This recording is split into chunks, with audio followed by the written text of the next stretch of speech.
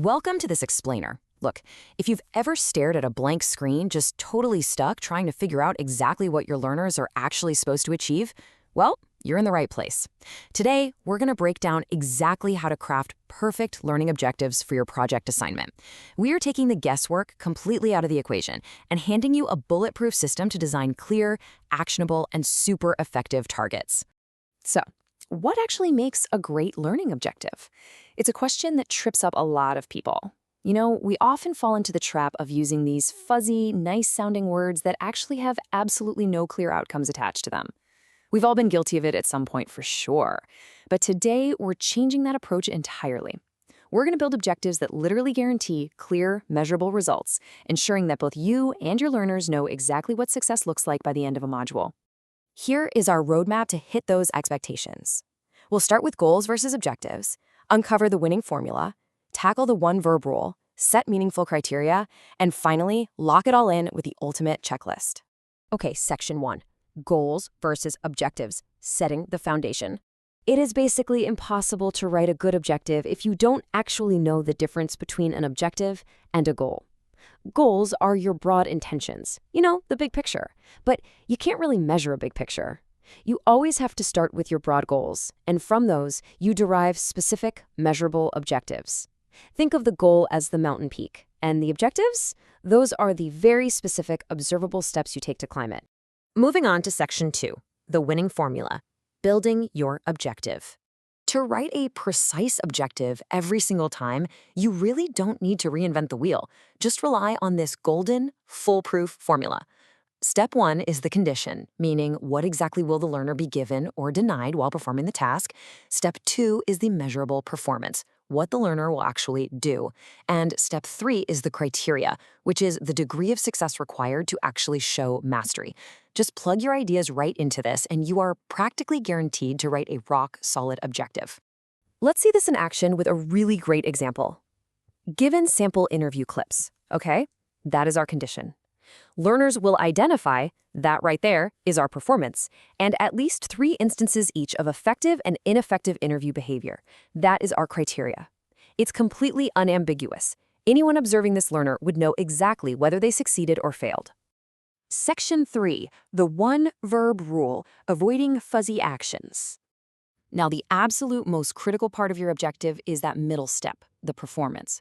Performance is defined as what the learner will know or do by the end of the session.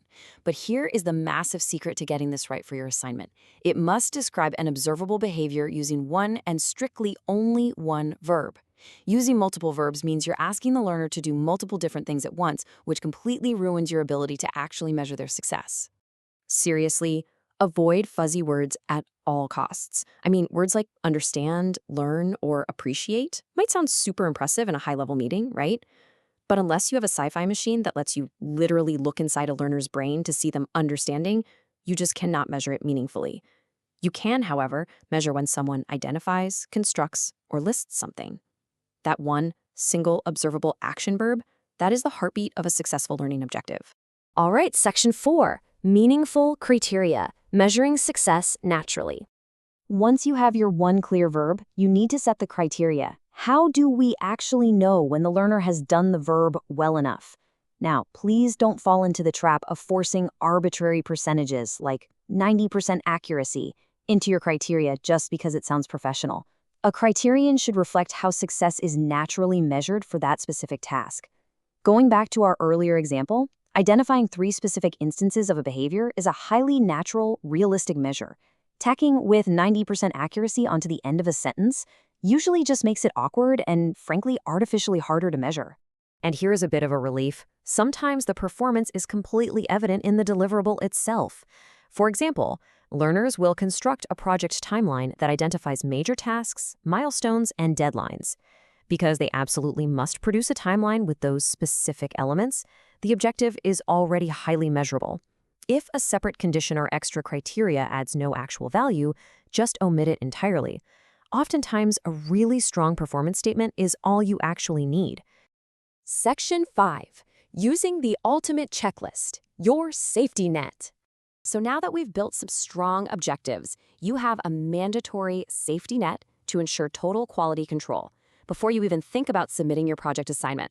This Learning Objectives Checklist provided in your materials is your absolute ultimate cheat sheet. It is literally designed to prevent you from losing points. It guides you systematically through general questions, performance checks, conditions, and criteria. You are going to use this checklist to verify the critical details. For instance, does it speak directly to the learner rather than focusing on what the teacher is doing? Is it free of confusing jargon? And crucially, does it focus on success rather than failure? Forcing yourself to go down this list step by step ensures your objective is specific, clear, concise, and focused on what really matters. To ensure your project meets all expectations, you absolutely must complete these 3 exact steps before submitting your assignment. Step 1. Write your specific and measurable objectives strictly using the 1-verb rule. Step 2. Use the checklist as your own internal quality control measure. And step 3, you must have at least one classmate in the discussion forum review your objectives using the checklist and provide feedback. Assignments submitted without completing these steps may fall short of project expectations, so please do not skip this process. I want to leave you with this final, kind of provocative thought as you sit down to draft your next project assignment. Ask yourself, if the performance you write down isn't strictly observable and measurable, did the learning even happen at all? Think about it. If you can't see it, you can't prove it. So stick to that one action verb, use your checklist, and design objectives that clearly showcase your learner's success. Thanks for joining me on this explainer, and happy writing.